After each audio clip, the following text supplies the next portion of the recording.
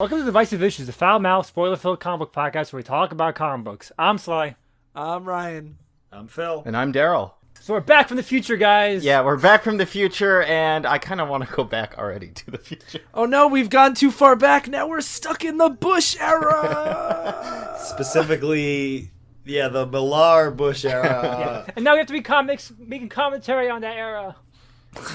It's bound by law at this point. I feel like I'm lost in Millar world in my own hell over here. Yeah. Okay, I want to get out in front and just say that we're all, after this block of doing Ultimates for this and the next episode, we're doing Ultimates 1, but then let's not do any edgy stuff for a while. Yeah, we're taking Okay, please. We might do good stuff, actually. Yeah, let's actually do books that are good. Mm-hmm. Or is this book good? We'll find Yeah, out. that is the ultimate question. Ultimate. Ultimates. Good.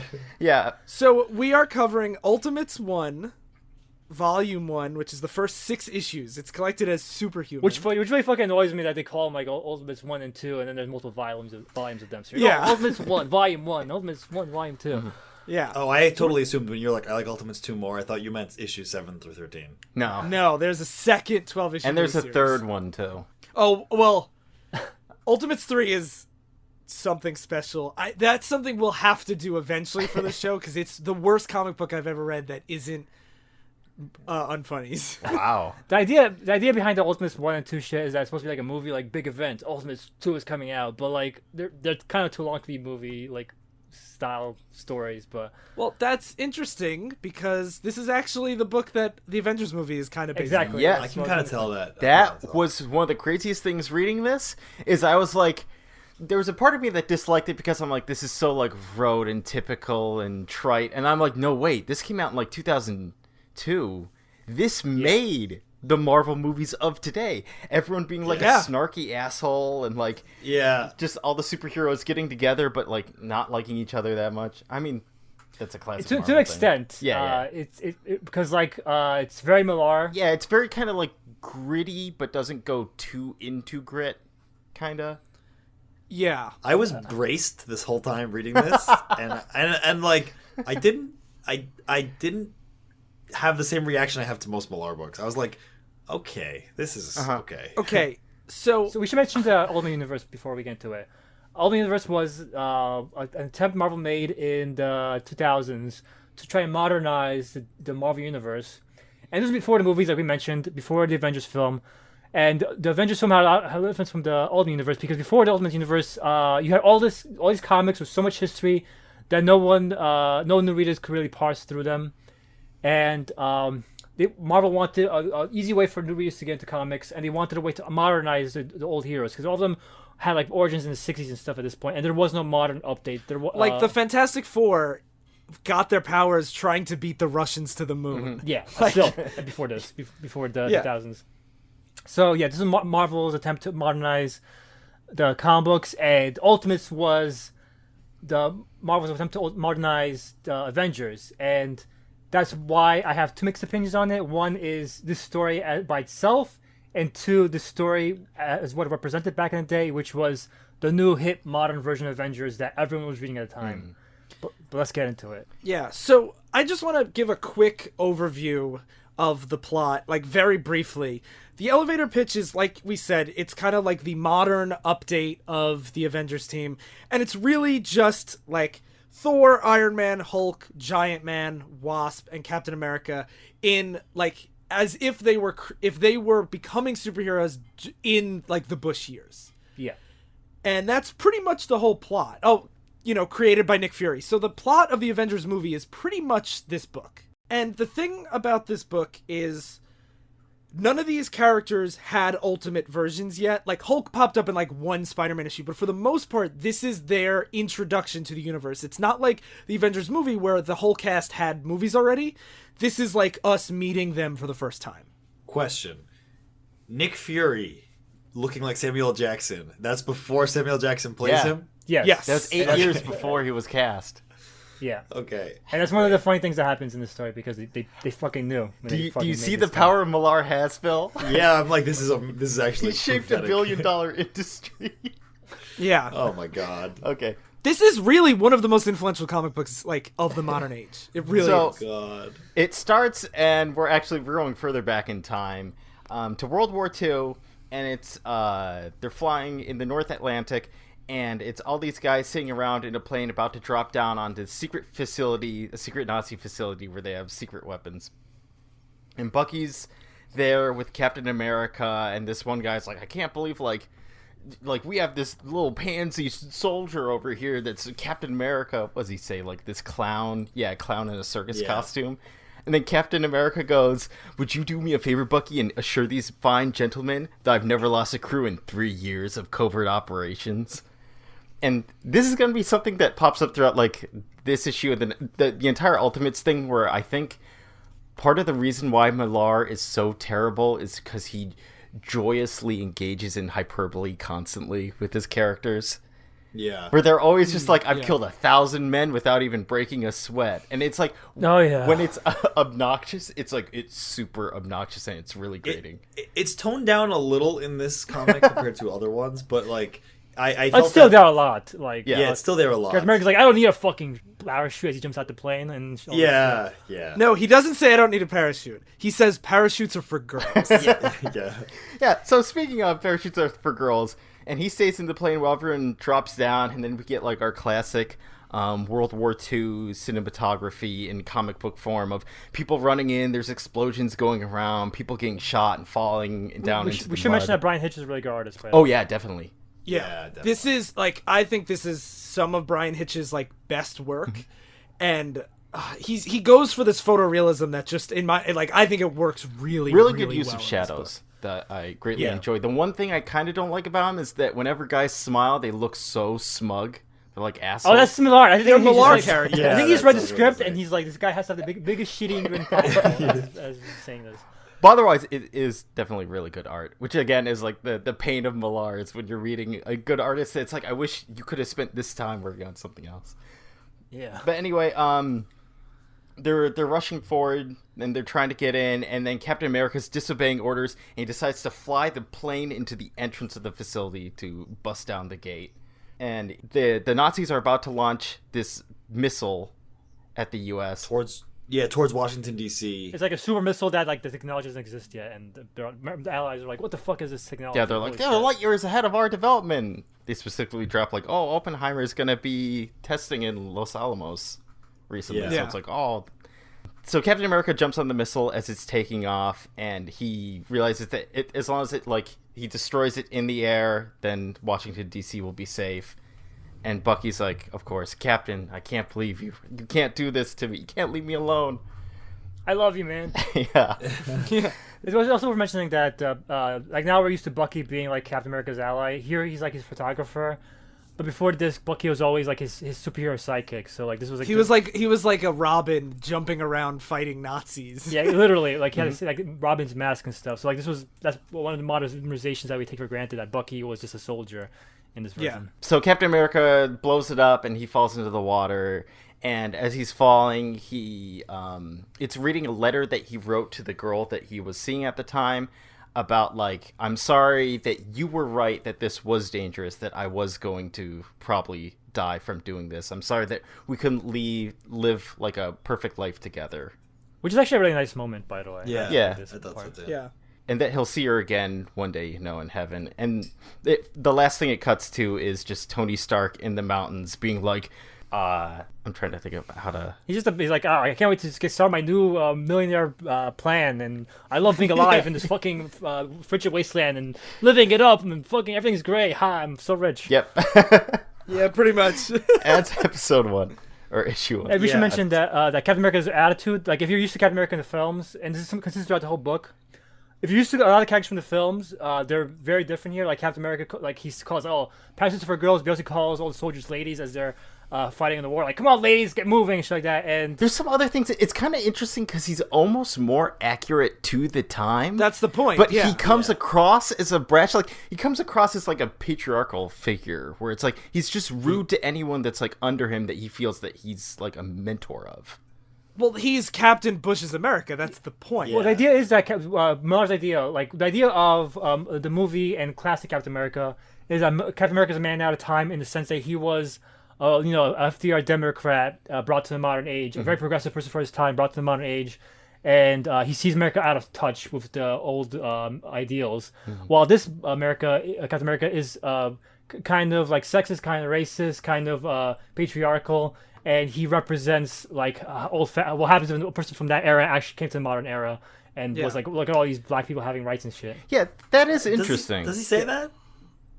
Does he say that in this? He said when Nick Fury, when he wakes up and Nick Fury's there, he's like, "Nice try, you fucking Nazi. I know black people don't have any rights." No, he doesn't say. He says the highest ranking officer is not a general, so I know you're. He's like not super racist, but like he is like kind of. Yeah, he doesn't actually say anything racist. Yeah, he doesn't really, but it's fair. But he's patriarchal. He's patriarchal, but he's patriarchal. He also says to like the Wasp when he goes out of her saying, "Won't your husband be upset? Like you're going out with me?" Like he says stuff. And like also that. later on, Yeah, he's like, "Oh, that's you not that gotta go crazy. stop the Hulk by just beating the shit out of him."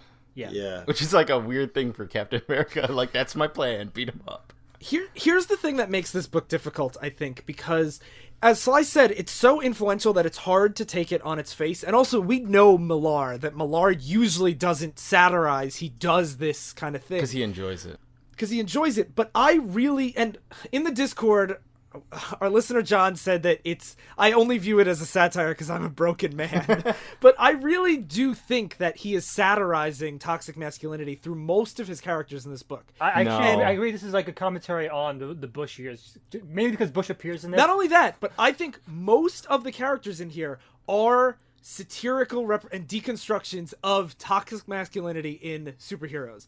And I'm not going to get into all of them right now. I'll go one by one. But in Captain America, he is a standard jock that is just like a sexist, chauvinist, patriarchal figure that is just like everything he says is like, I'm not a girl. I'm a real man. I'm a real American man. And like, I think this is done satirically. I really do. I did not. That's the thing with like, I feel like with similar to Phil, I think we've read so much Millar that we can't dissociate. Why satire here, especially when it's the That's least the hyperbolic? question that I can't.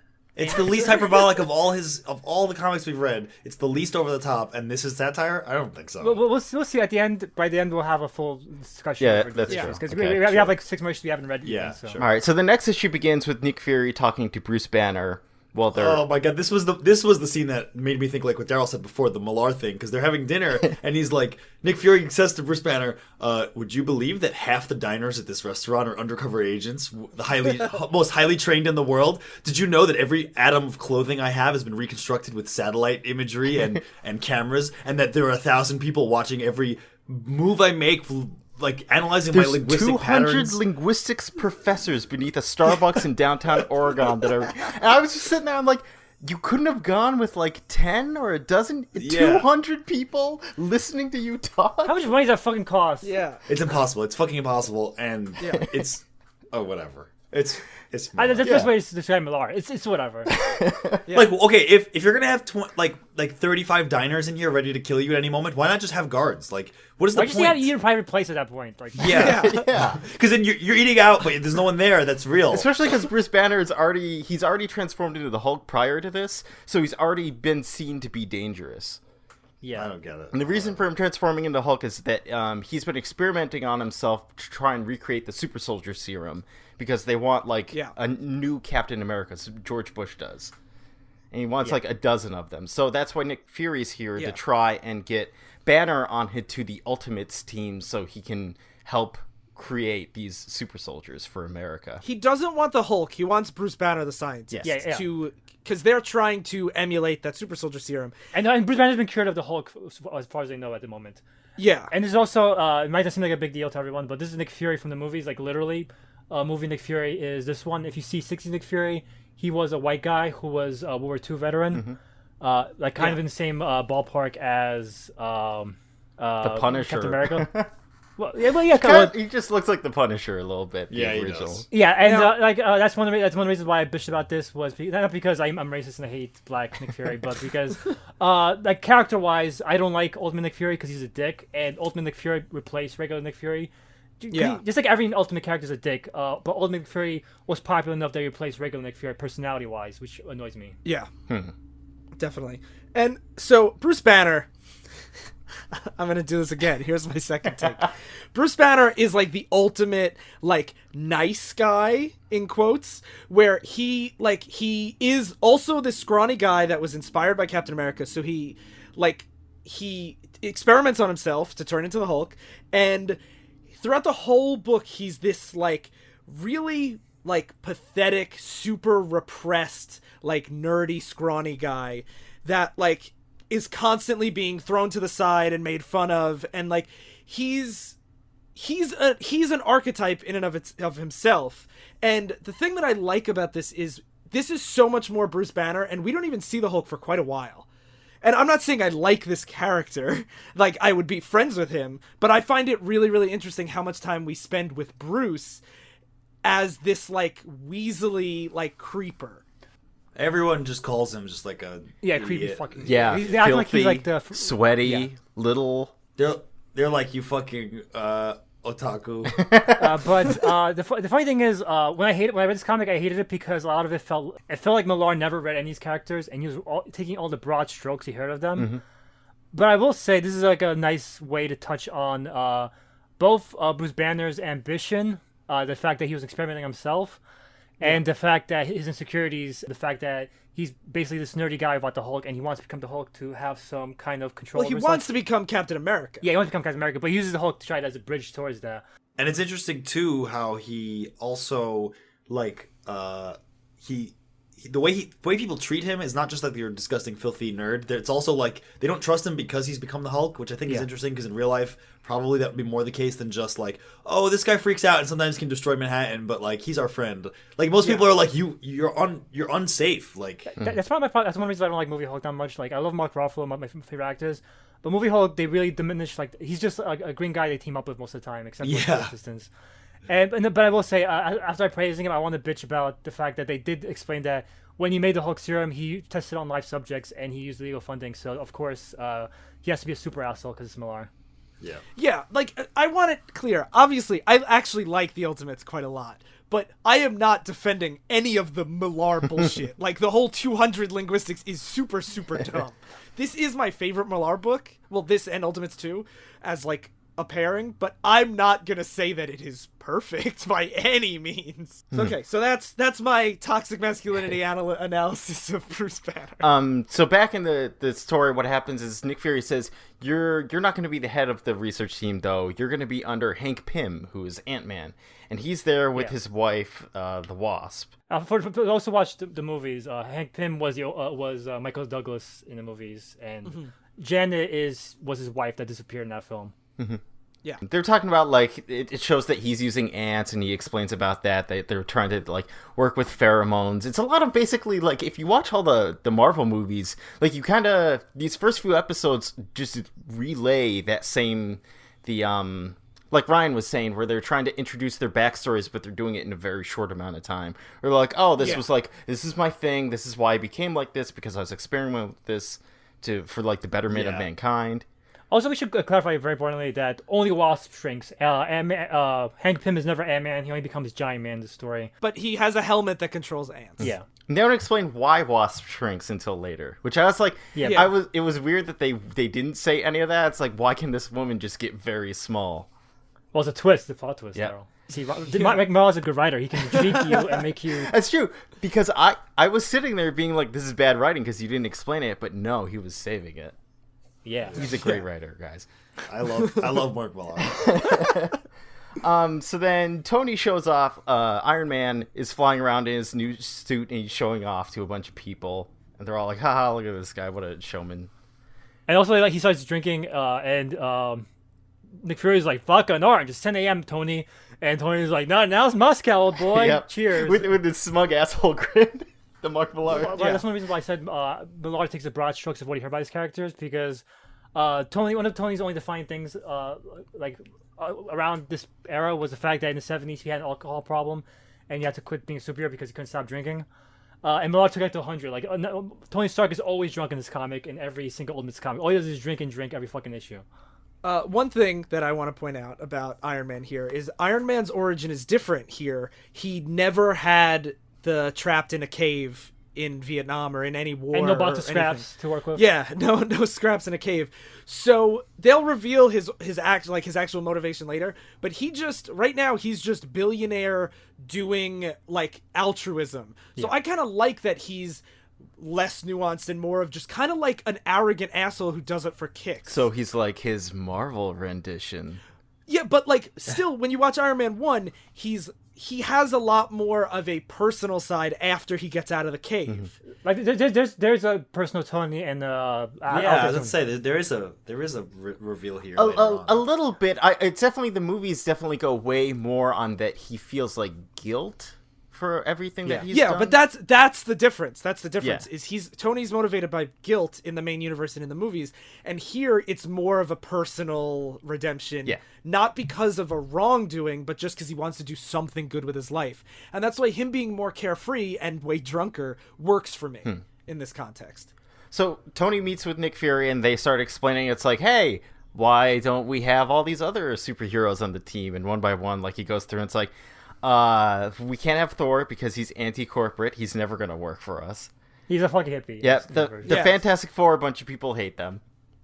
And we can't have... Which is weird to think about. Like, Fantastic Four always, like, for some reason, always the most popular superhero team. Yeah. And we can't have any mutants because we're already going to be, like, a political hot topic. So we don't want to bring more eyes on us than necessary. And then...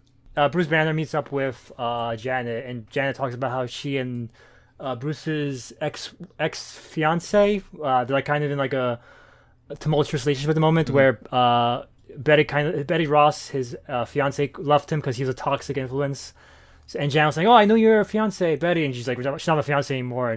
And Jan's like, "I wonder why." Fuck you, dick, basically. Yeah, they're so mean to him. Like everyone is so, and not even behind his back. Like they see that was one of the things. Like where Ryan's like, he's like the prototypical nice guy, you know, where he just goes around and like he thinks the whole world is against him, but at the same time, the whole world is kind of against him. Like when he meets with Betty later, Betty's really rude to someone that she was engaged to. But also, at the same time, this is a guy that, think about, like, right now there's...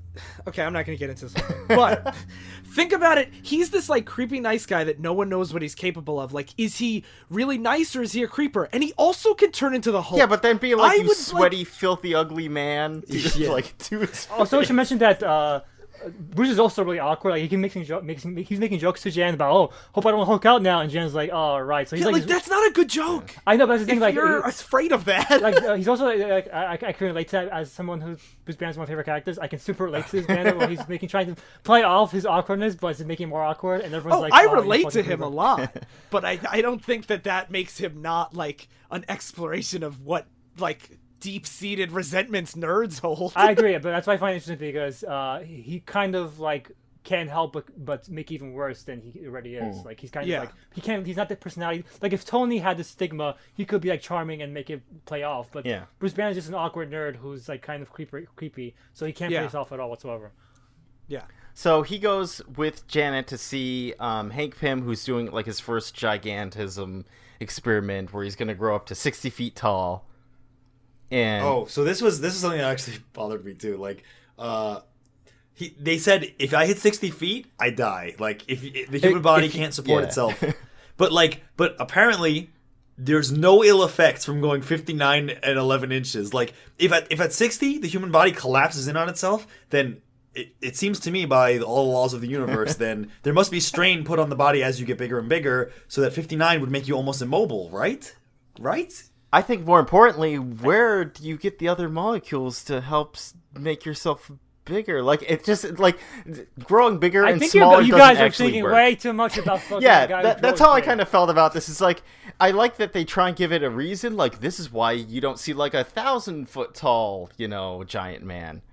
But at the same time, you have to just suspend your disbelief because it's just shrinking and growing big doesn't make sense on a molecular level anyway. That's the thing with any size changing ability. I kind of have to just check the physics at the door because there's no way to make that make any sense. It was just it's been a while since I read much Giant Man. Giant Man's my least favorite Hank Pym identity. I prefer him shrinking or making other things smaller. But Sly can Yeah, relate it fits better you, than Sly. but I don't like being big. we know. But yeah, it is just a way to make him have limitations. And they do. I think that he does slow down because he never does anything strenuous when he's big. Like I think it does have some effect on his muscles, but it is ultimately just a bullshit comic book explanation. Yeah. It also fucks his metabolism up, but like whatever. Yeah, as he's growing, like his suit starts to tear, which I was like, I don't know how you don't account for this. Yeah. And then what's even worse is he's such an asshole, this guy, because he starts saying, "Oh my god, I'm turning inside out," to his wife. "Stop the experiment, help, I'm turning inside out." And she runs in to go see him, and then he goes, "Gotcha, suckers," and it's just this big naked man smiling at her. So if you thought he was an asshole there, wait till you come in. Well, Yeah, but it's more of this Millar stuff where it's like, would you really joke about something No, you so wouldn't. serious where you could just die? Like, Well, here's the thing. This is my final chapter in the Toxic No, I Masculinity doubt series. it. Well, but the thing is, I think Hank Pym and Bruce Banner make a really interesting dichotomy in this book because they were both like these like Nerd science, weird scientists. outcast nerd scientists, but Hank Pym has this like charm that he makes the same, if not shittier, jokes than Bruce Banner. But because he's not awkward, everyone like kind of accepts him, and Bruce Banner super resents him for it. Like, and he keeps saying like he gets all the credit, he gets to be a superhero, and I'm just a murderer. And because to I'm the and to Hulk. like reverse that, like it's revealed later on that like Bruce Banner is jealous of Hank Pym's sociability and likability, while Hank Pym is jealous that Bruce Banner is a better scientist, pretty much. Yeah, and I find that this relationship, if either of these characters on their own, I don't think I would like to read, but them together as the, like, in the movies, we see, like, a Tony Bruce Banner rivalry, but it's never played, like, this severely it's as a back and forth. Yeah, that's very small. It's way more Tony and Captain America rivalry. Yeah, is yeah. front and center. But, well, that's because they wanted to adapt another Millar book, Civil War. But when you have these two scientists that I feel like are more realistic views of male nerds, like, I feel like they work really, really well playing off each other. But that's just me. all right, I'm not still fully buying the whole like this is Millar's deconstruction of toxic masculinity, but they are interesting characters. Yeah. But by the way, Captain America's found the ice at the end of this issue, so they're like, "Oh, we found Captain America." Yeah. Because Fury calls Banner. He's like, "Guess what? Surprise!" Yeah. Hopefully this helps your research. Spoilers, it doesn't really. Yeah. So Captain America wakes up, but he doesn't buy the fact that he was frozen. This is where we get that part I mentioned where he sees Nick Fury and says, "Nice try, black guy, but black people are not high in America in status quo." And he starts punching him. And it's funny, so eventually they subdue him. Giant Man subdues him. But it's He funny- literally just like holds him with his big hand. And they're like, "You just squished him." He's like, "Nah, I still feel him wriggling. Don't worry." Yeah, and it's funny because they actually mention when his nose gets broken, Nick Fury jokes that he looks like Robert Downey Jr., which was weird to me because he says my nose has been smashed more times than Robert Downey Jr. and this threw me off for a second. It seems like was this the movie? He's like, no, wait, Me too. I know. I felt the same way. I'm like, what is going on? Well, because his career was like in a real lull before Iron Man, right? Yeah, it was. This is when he was known just for being a heroin kind of guy during the 90s and stuff. And it's funny because that's another thing about the Ultimate Universe. They started referencing more pop culture and stuff like that. which they didn't do yes, much we'll get in to the it. others. Yeah. Yeah. So Cap calms down and he's like, "Okay, I realize that everything I know is a lie, and everyone's I know is an old man now." And in the same vein, he goes to see Bucky, who's now old man. And he this is literally cuckoldry because Bucky fucked his fiance. Married, they have grandkids. I don't think this is cuckoldry. They like It might just be me because I'm so used to Millar. I'm like looking, where's the cuck? Where's the cuck? And Captain America, the cuck. yeah. If you're really applying that lens, this is cucking. But like really, Captain America died, and his best friend ended up marrying. And Captain America, but Captain America has to be okay with But it. I do like imagine like this is I can imagine Millar sneaking this in like an editor's like, what is this about? Bucky's marrying his wife. No, we'll see a dramatic moment. While in the back of mind, he's like, Captain America's a cuck. He's a dirty fucking cuck. Dal brings up a good point that Captain America does have to go see Yeah. his wife or his girlfriend who, in his mind, was just like dating him like 10 minutes ago in his head, like because Yeah. he's been frozen. That's true. Yeah. He's in his mind. It's like you just walk in and see your wife has kids with like 10 kids. It's like, sorry, I got cucked, bro. Yeah. I actually really like the way this scene's handled. Oh yeah. Actually, Yeah. we're making jokes about the cuckoldry, but it's actually it's kind of like very sentimental, and like Phil said, it's sad because it's like they have to deal with a person that they loved being dead, but that's now alive, but they're different ages. Like it's hard for them to relate to each other again. Yeah, and Gail is like his girlfriend doesn't want to see him anymore. She doesn't want her to see her as an old woman now. Yeah, Bucky's like, Gail, come on, you gotta come see Steve, and she's crying alone, holding letters from him and pictures of him from the 40s, being like, no, you can't see me like this, and like that seems like this is handled way better than most Millar stuff. Yeah, he actually knew how people acted. Like I won't spoil that. Yeah, and then he goes to and then Nick Fury takes him to visit all of his family in a cemetery, and he's like, I want to know how every single person died. Like these were people that I cared about. Yeah, and he says like everything I love is gone. And this is kind of a cheesy moment because Nick Fury says, "Not everything," and they look at the American flag waving in the air. But he's Captain America. For any other character, I'd say that, but for Captain America, it's like it has to be okay. I know, it's just funny because it's like all this nuanced like character work. Then it's like a Millar. It's a very Millar moment, I think. Yeah, and they actually throughout Millar's whole Ultimates run, Captain America's man at a time stuff is, I think, handled with a lot of nuance, and I find it really, really interesting. I thought it was interesting. That was pretty. The whole scene was so sad for everyone involved. Yeah, it's like. And to add, like, I don't know why they would do this, but they recruited Betty Ross to be their public relations person, like the estranged Bruce Banner's estranged fiance. Yeah, like it's like they're trying to make him feel like a cook, I guess. I mean, she's the general's daughter, so she probably can do whatever. That's true. Wants. Yeah. And this is also, so one of the special guests at this party is George W. Bush. And this is one of the dumbest lines in the whole book, where he's like, well, what's your verdict on the 21st century, Captain America? Cool or uncool? And then it shows the new costume Captain America, and he says, cool, Mr. President. Definitely cool. Yeah, it's like, it's a weird note to end it on when you have all this stuff previously about Captain America trying to adjust to this time, and it's like, yeah, cool, definitely cool, all right, red, hit. Yeah. Instead of, like, it should have just ended on him looking at the American flag. That would have been a very, like, good ending for the comic. Or even, like, in a cool, like an edgelord kind of way. It's not even like a cool line. Like the president's like, it seems he's like a 9-year-old wrote it. Like the president's like, you think this is cool, bro? And he's like, yeah, dude, totally cool. Like it's not even like a badass line or anything. It's just like like a whimper of a line and it ends. Yeah. Even if he's like saluting the president, he's just like, I could get used to this or something like that. Isn't just like pretty. This is a radical time. Yeah, rad. But whatever. So issue 4 starts with Tony in space with some celebrity. I don't know. They name a lot of real life people. Yeah, I don't know fucking any of them. He's interviewing Larry King, another real life celebrity. Yeah. And they're basically, one of the things that they point out Larry King's on space. It's a satellite view, by the way. Yeah, it's a satellite conversation. Is Larry King is like, can you really justify the Ultimates? Because there's only been one supervillain attack ever. And they're like, don't worry about it. It's fine. We're the best. And Cap is now going out with Janet, the Wasp. Like not dating, but they're like just out. Yeah, they're going out on the street, and she's like showing him how to get clothes for modern era, and like because she's like, I'm sick of you like showing up in like a top hat. And that's where the hope your husband doesn't mind thing comes in. Yeah, and it's funny. Is it okay that your husband's a cuck right now?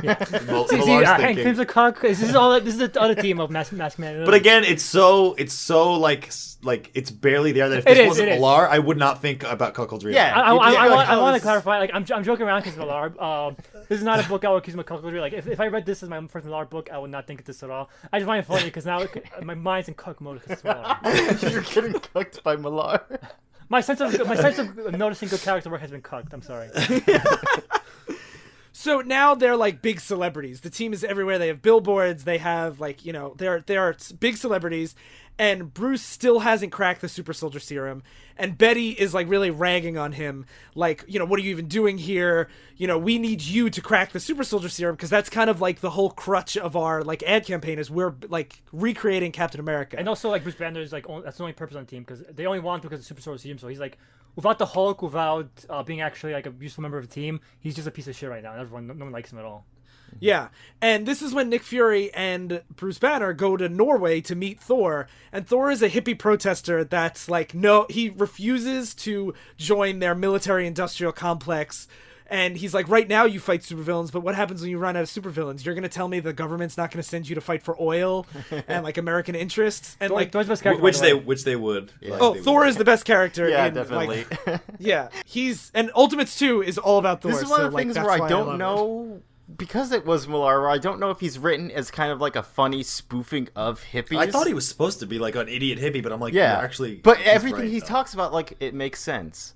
But Yeah. not to Millar, probably. To Millar, he's like, oh, hippies always say this dumb shit. But I I'm will, like, I will give Millar credit because Millar is a British writer, and every British writer always critiques America. Like he wrote Judge Dredd and stuff like that. They always critique American like fascist police state shit. So I even if he's not like going full hog with it, I think he's at least aware of it. Like he's not gonna take it seriously.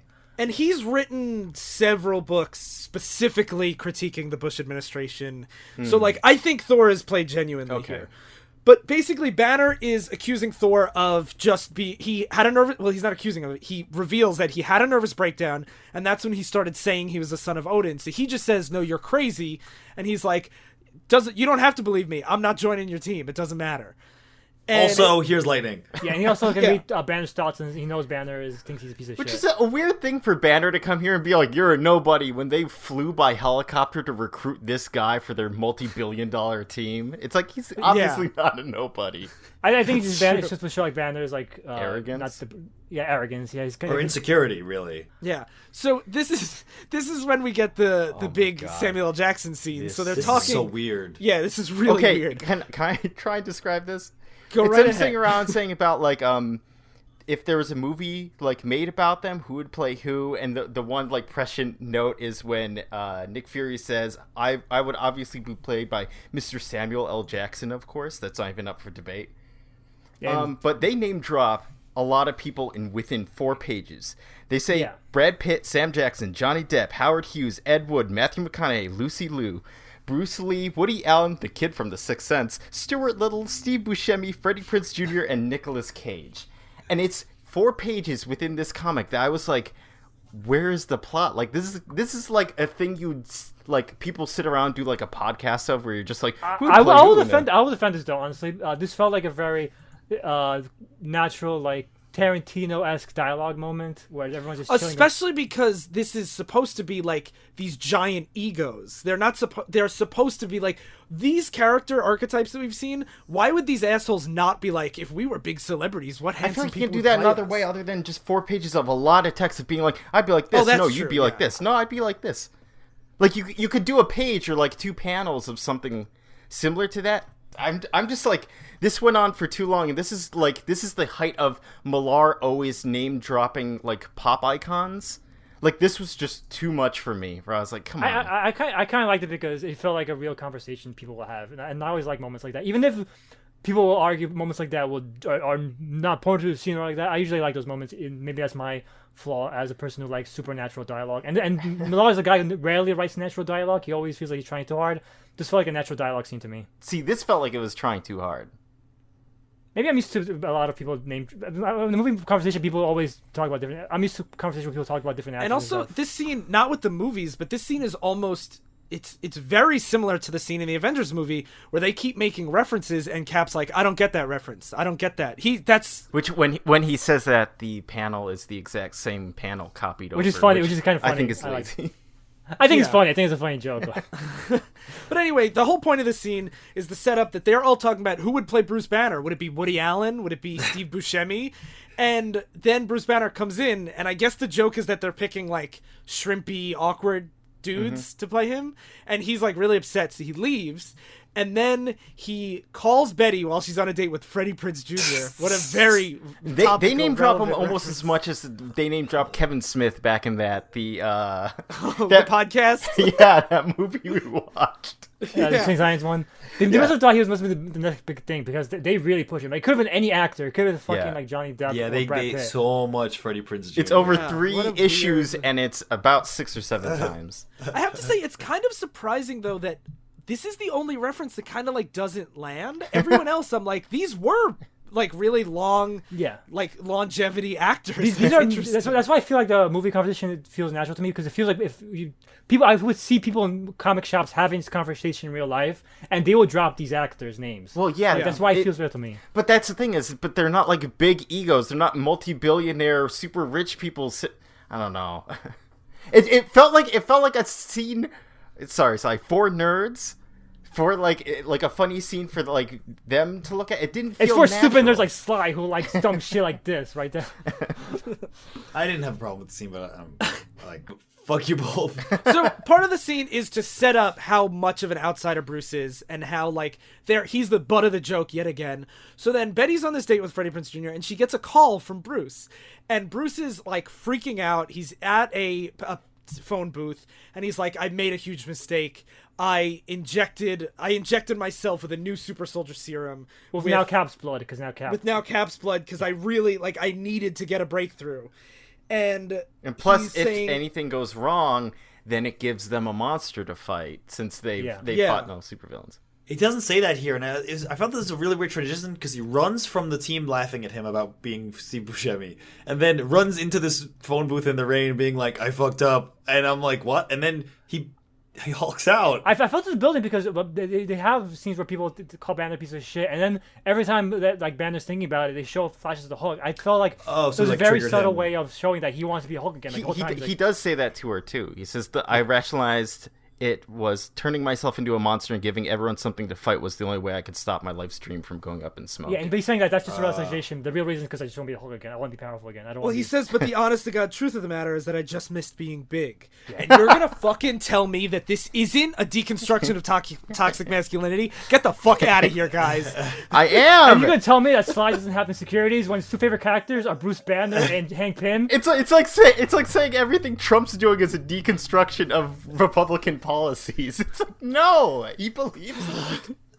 But so he hulks out, and this is when we meet the Ultimate Hulk. I couldn't believe this. This is And- when I was like, oh. The Ultimate Hulk. This is Millar. I will defend this conceptually, oh. but not in application, because conceptually it is the ultimate expression of like the male ego, where it's just pure like Millar. he turns into Mark Millar. He turns into Mark Millar. 100%. Yeah, so he hulks out in an ambulance while they try to revive him because he just like almost dropped dead in a gutter. And this is when the Hulk, all he wants to do is like fight guys that are a threat to him and fuck. And I don't think the dialogue gets this across like properly because it's very easily mockable and it's very stupid and plays poorly this- written. Right, I'm gonna fight you on this actually. If he just Okay. if Mark Millar just made him Gray Hulk and just had him be a smart Hulk who just played up those toxic masculine stereotypes and was a contrast to weak Bruce Banner, that would be way better than him saying Hulk horny. That's what I'm saying. Is I'm saying the idea of him being toxically masculine, I really like, but the dialogue is so dumb that I like. It's so close. Because they treat the Hulk smash, the Green Hulk smash. I just want to smash everything mentality, but applied to Hulk horny now. Like Yeah, like I I want know. to smash like That's why bang. like smash that pussy. and that oh god. But that is what he's like. You're Yeah. totally right, Sly. And that's the thing is like if they had played up more of like, because there are explorations of Grey Hulk in the 90s where he's like a horn dog that are really, really well handled by like Peter David. But like here, it's so close to what I want it to be, but it's so dumb. This is where Mark Millar. This is the Mark Millar-ification of this book because Yeah, you're always like when reading the other stuff, you're like, is this commentary? Is this being played straight? And this is stuff that makes you think, no, it's being played straight. Mark Millar is an idiot, and he doesn't have it right. This is the stuff that makes me doubt it. That makes me doubt my interpretation of it. So Phil, what happens next? So Hulk's out, and the Ultimates get called in to fight him, and they say that he left them the antidote with an adamantium tipped needle so that they could stop him with it. Just like Civil War And- 2. Yeah, and so he's rampaging through Manhattan, just yelling, "Betty, Get away from Freddie Prinze Jr., Betty. literally, Banner too much of a woman for you, Betty? Maybe it's time you give Hulk a try, huh? Hulk horny! Hulk wants Freddie Prinze Jr. I swear to God. I don't know if he actually says Hulk horny, but he No, he basically does. Hulk Basically is says- hornier than, and then later on he says he's Yeah, horny. The angrier Hulk gets, the hornier Hulk gets. yeah. And so Giant Man's the first one to fight him, and he just like holds him against a building. He's like, "I'm big, so I'm holding you." But that's not how the Hulk works. So Hulk smashes out of his hands and starts to like almost kill Hank. He like starts smashing his face in. Hulk gonna tear off your head and use your skull like a toilet bowl. Thank you, Mark. This Millar. is the thing. These two panels are the perfect embodiment of how like, he comes so close. He says, "You always make Banner look like an idiot in front of Betty, Pym." And I'm like, yes, that's his motivation. And then he says the toilet bowl thing. Yeah, I'm like, God damn it. I'm gonna shit down your throat. I know Millar come- wanted to write. An editor said, no, you can't say shit in here. He gets it. And then he's like, but LOL, am I right? I'm like, come on. It would have been better if he said, "I'm gonna shit down your throat." Then definitely- use your skull like a toilet bowl. That's like just too fancy for And Hulk. especially for Hulk. Hulk is too like. Hulk would say, "I'm gonna," like, if he's really supposed to be this, like, the id of That was the definitely male. Millar's first script, and an editor probably stopped him. Knowing Millar, Yeah. And so then Iron Man like tackles him or like jets him off him, and like he does another really weird Millar type thing where he's like, "I need you to in 10 seconds tell me a building I can crash the Hulk into." Like while they're flying, he's like, "Give me the coordinates of a building," and he's like, "Grand Central's evacuated already," and he's like, "Thank you." yeah, I feel like that's Yeah. actually a comic book thing. When they're thinking, it's like, oh no, the train's about to hit me, but if I reflexively, That's true. That's what I meant. I guess like a comic book thing. there's a Millar thing later. And then he smashes them into Grand Central Station, and they start like basically boxing in there. And he's like, Here "Shut comes up, the worst scene in the whole book. shut up, dog breath." And then Tony uses a thought scrambler on him. Yep. Or whatever that is. And then It's self-explanatory. That's what it says. he kicks. I was sighing at the next panel. And then so he knocks him out of Grand Central, and they're like, "Wasp, you're up next." And then Wasp flies up to him and then just takes off. Remember, she's like an inch tall or like 2 inches Yeah. tall. And she's this really is Hank Pym's wife, and she takes off her top and says, "Hey, Banner, Betty Ross got a rack as nice as these." And Hulk is actually stunned by this. Yeah. He's like, "Whoa!" And then they're like, they make I like they that. make They're fun of just her for really it. small breasts. He's like, And he looks really excited after that. He's like chasing after her, like Yeah. he's gonna do things to her. Like that face he has too is like so. creepy. You'd expect him to turn into a wolf and start whistling. I think it's on top of that the fact that she says that her stupid little wasp sting, which is her ability, that it doesn't work on him. So the only thing she's good for is flashing her breasts to And distract that's the thing him. is, like, there are so many parts of the Ultimates books that I like a lot.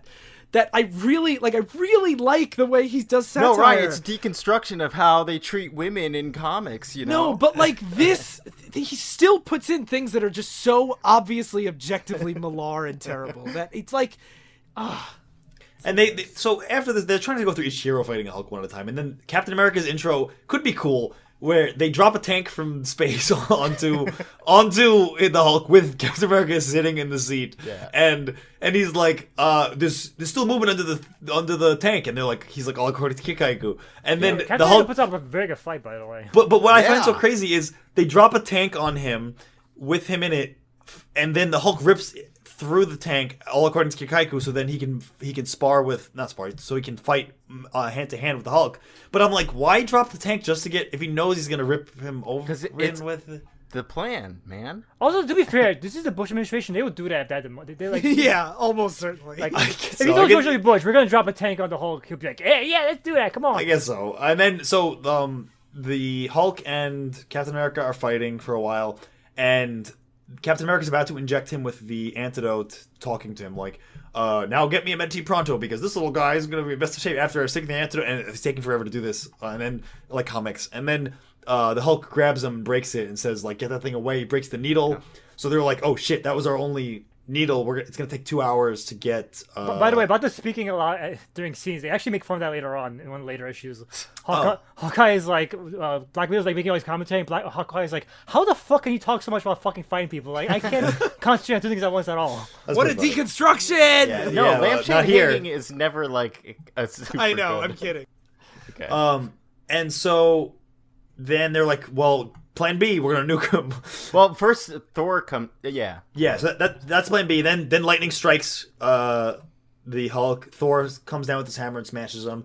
Oh, he said earlier that he said he wouldn't come unless George Bush doubled the international aid budget. Yeah. And so we get a scene of Nick Fury being like, message from the White House. The president just doubled our international aid budget. And to think I voted for Ralph Nader. Another example of a Republican just pretending to be a fiscal conservative. Yeah. Which I was like good on Thor. Yeah, I think that's pretty awesome. Like, use your superior powers to make political influence. Ultimate Thor rules. So Thor shows up and smashes him quite a bit, and he's like, I'm kicking your ass, give up. And he's like, no, Thor just make Hulk horny for Betty again, hippie. So whatever. Betty starts flying away in a chopper, a team of choppers. Well, but we don't have to go through all the details. All they do is they're trying to get Betty away, and then Wasp gets into Hulk's brain while this is happening because it's all. No, you have to go into the This details. is when Hulk yells, "Betty, don't leave me alone again." And he also says, Freddie Prinze Jr. can't love you like Banner does, Betty. Betty's all Banner has. To me, even though that sounds silly, that is actually talking about Banner's insecurities. That is Yeah. an actual. But you can leave it at the thing of him crying, saying, "Don't leave Banner alone again." You don't need Freddie Prinze Jr. That's can't true. love you That's like true. that. But even then, I felt like you got the point even before the scene. Yeah, that too. Like I felt even this is a Millar over the top explaining what the purpose of this character is. Absolutely. And so, like Sly said, Wasp goes through his brain because it's the only soft part of his body, I guess, and like pushes on his brain. So he You're unhulks. definitely the only soft spot of that body, am I right? You're right. And so he unhulks, and then you have a scene that I kind of liked where he's like, Oh my whimpering God, on- no. He's whimpering on the ground, and he's like, I was just trying to help. I was just trying to be part of the plan. Bruce Banner, he's back. Bruce Banner. And he's like, I'm sorry, I just wanted you to fight, someone to fight. Don't hit me. And he's like, Yeah, he says, "I hope you aren't going to punch me or kick me." and Captain America's like, why would I hit you? You're part of the team. And he's like, let me just get you attention for that gash on your cheek. But I haven't got a gash on my cheek. And then he kicks him in the face. Yeah.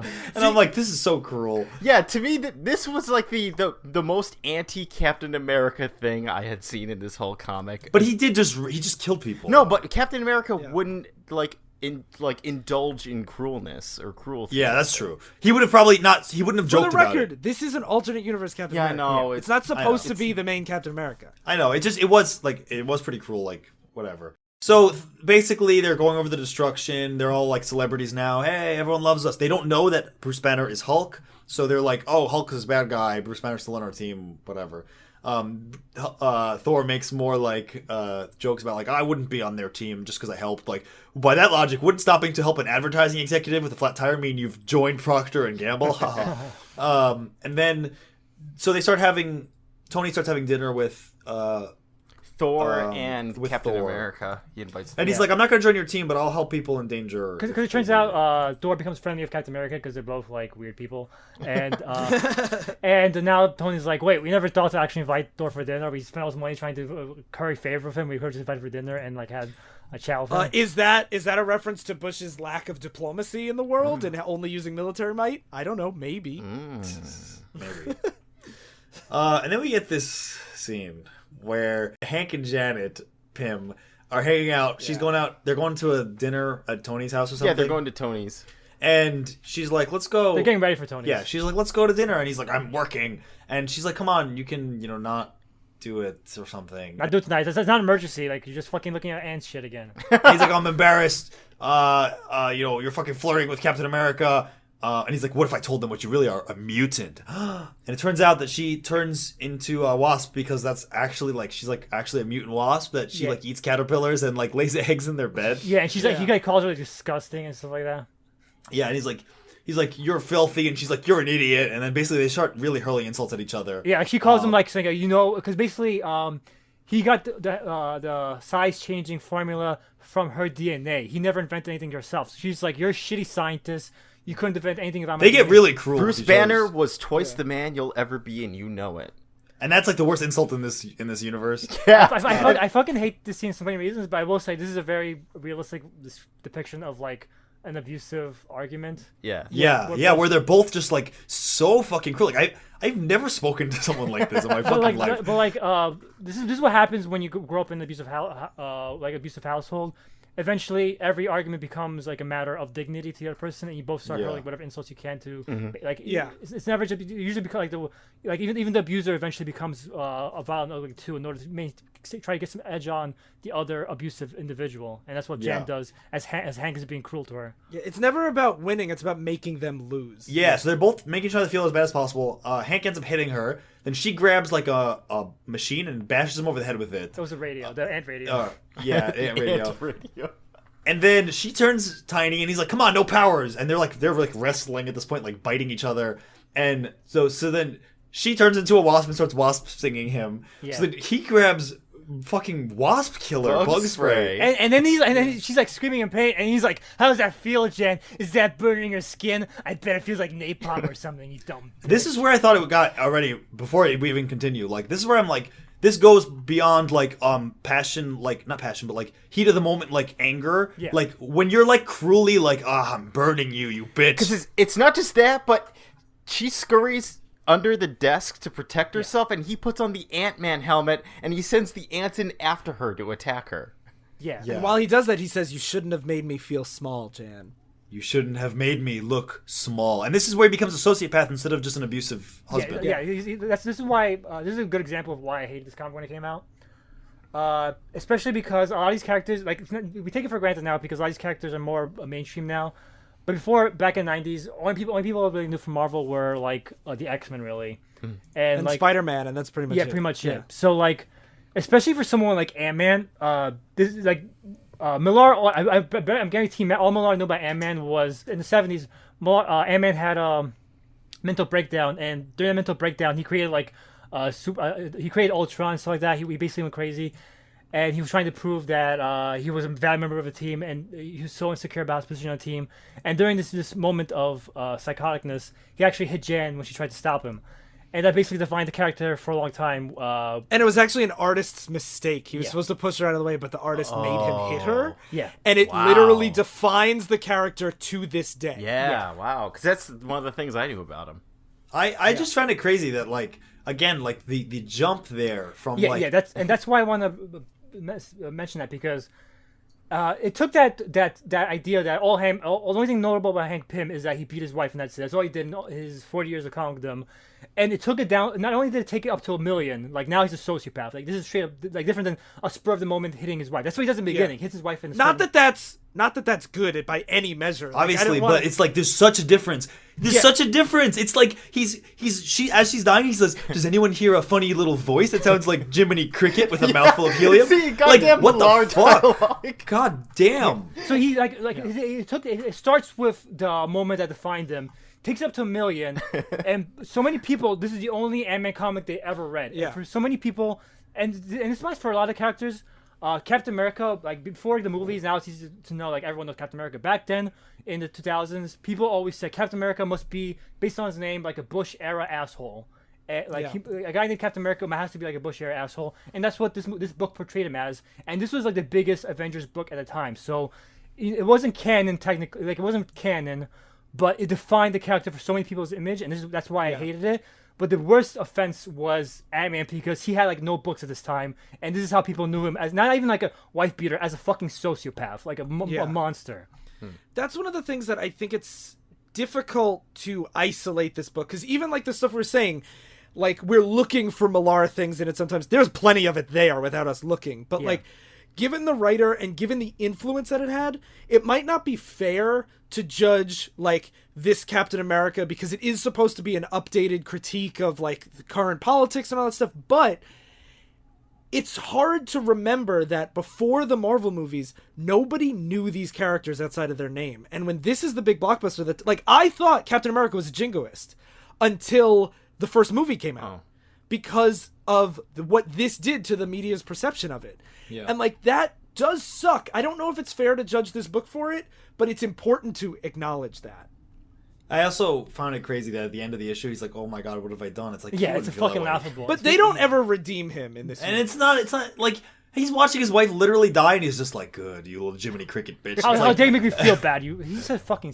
Yeah, no, he's a complete sociopath. And they also, the last reveal before we're done is they're asking Tony Stark, "Why are you in on this? I get why everyone else is doing it, but you're kind of just a billionaire playboy. Like, why are you doing this?" And he's like, "I have a brain tumor that's going to kill me in the next few months to few years. So I want to help people before I die." Yeah, which is actually a nice way to explain. Like Ryan said, like there's a reason for it. He's over the top, but there's at least a reason for it. So like, it doesn't feel like. But having the same archetype of Tony Stark, like the billionaire who has a life-changing event that wants to do good, having it not be from guilt but from fear of your legacy, I think informs the character as this like drunk devil-may-care guy a lot. Like, I think that is an intentional choice. It's a different direction of taking the same premise. Yeah, exactly. But like, because of Millar, it's taken to 1 million, but there's an explanation for it. Yeah. And that concludes the first half of Ultimates 1. Wow. And we had so much to fucking say about this, just these fucking 6 issues. Yes. A lot happens. So, I'm not even going to give you guys a choice if you would read more, because you have to for next episode. No. Or what? Are you gonna stick your ants on me, you sick freak? Hey, be careful. You might turn him into the Hulk by being Oh, man. So far, just brief. How does this compare to other Millar books for Obviously you two? better. Yeah. Yeah, it's better for me. It's hard because it's like I hate giving him any kind of kudos. So hearing you make those arguments and I have nothing against you, it's kind of like, you know what? I thought about the perfect analogy for this earlier. It's like in the comic book episode or like the TV show episode where the villain comes over for dinner and they haven't done anything wrong. They just want to be nice for once. And the hero's sitting there being like, I know this guy's an asshole. I know he's up to no good. I know you're Millar, you can't fool me, you piece of shit. Yeah, where I'm like, oh, did you see this? The wasp flashed her boobs. It is obviously terrible, you know. He's obviously misogynist, and everyone's like, no, look, like this isn't like so bad. I'm like, no, It's like, I know him. yeah, I know him. I know Millar. Yeah. Yeah, it's okay though. It's okay. Yeah. Well, this is one of those books that I think it is impossible to separate it from the context for all the reasons Sly said, all the reasons you guys said. And that's why I'm kind of glad that we didn't do it at the beginning of the show like we kind of thought about doing. Because having it like after seeing like Nemesis and This is his Wanted and redemption stuff, arc. Yeah, this would have been like I would have been pissed at this, like reading this, like this feels soft compared to like how I felt about Old Man Logan. So, like Did this this is like stuff come before Nemesis and like Wanted? Yeah. This is when he was under a leash. This is when Yeah. Like now, I don't think Millar would even allow anyone to edit him anymore. And like now, you're like, I'm obviously a genius. I made fucking Nemesis best-selling comic of all time. Like fuck you, editor. And when I say God. Millar works better with an editor, like this is the kind of thing I'm talking about, that even though you still see a lot of his dumb, stupid ideas and a lot of his dumb, stupid dialogue, there are still concepts that I think are handled way better here than in any of the other Millar books we've done. Yeah. Yeah, for sure. So we will pick this up in 2 weeks' time for the rest of Ultimates. Yeah. So meanwhile, if I really want to hear what people think, because like I said in our Discord, John was telling me that I'm a broken garbage person because I kind of like this book.